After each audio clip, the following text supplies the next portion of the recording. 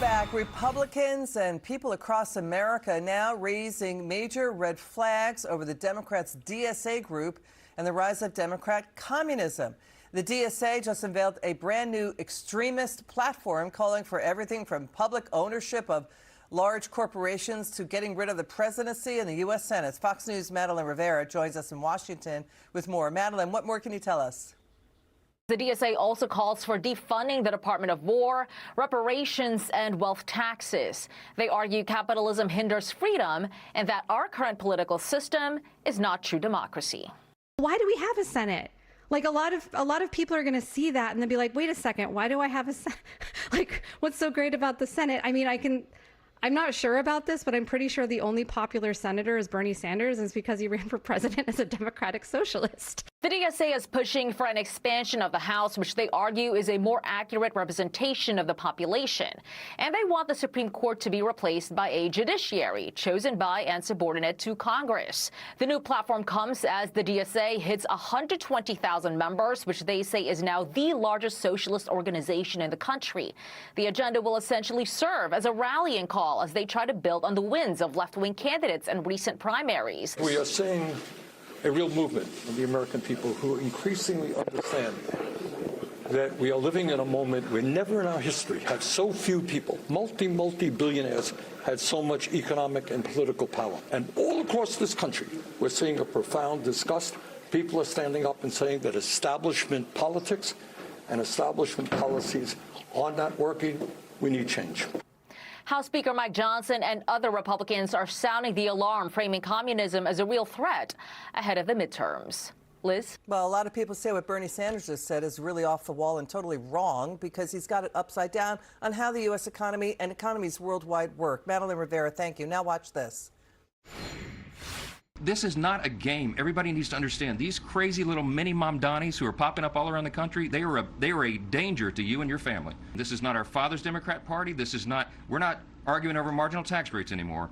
We're arguing over whether or not freedom is going to survive. In the U.S., we're not going to be fooled by people like you. We are not. Democratic socialism, it's trying to put lipstick on pigs. We're not going to take it. Socialism is the worst thing that can exist in the world. Democratic socialists are fundamentally trying to destroy this country and everything that built it, and they're motivated by not a love for America as the Tea Party patriots were, but by a hatred for America and for its people. This will absolutely rip apart the Democrat Party.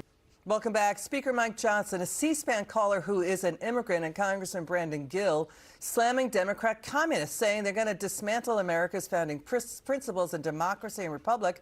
America is not going to be fooled by their destructive policies. This is all envy and taking. Let's bring in radio host Jason Rantz. Jason, that C-SPAN caller was an immigrant. She was tearing into the Democrat communists at the DSA group. Do you think voters nationwide are waking up to how communists want to destroy the American republic? I mean, I certainly hope that they are, but the reality is it's going to depend on where these people are running. They can obviously win in deeply blue areas, especially in midterms where the turnout tends to be a little bit lower.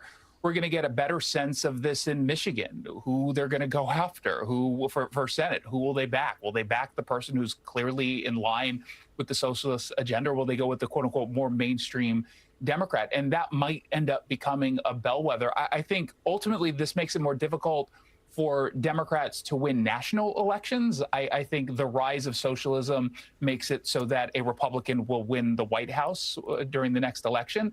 But the problem is they're going to do a lot of damage between now and then. Democrats in the short term as a party, the more quote unquote mainstream, they're the ones who are in trouble. If they think that these socialists are going to get elected and then make it easy for Hakeem Jeffries or any other more established Democrat to pursue their agenda, they've got another thing coming. I think it's pretty clear what these socialists are intending to do, and I think Congressman Brandon Gill is right. They've never hidden the fact that they're looking to dismantle what they believe are systems of oppression. Of course, they believe the entirety of our institutions are oppressive. Yeah, this is the failure of the U.S. university system that operates tax-free on the taxpayer's nickel, where they've indoctrinated students with the false promise of communism that literally has killed 100 million people worldwide.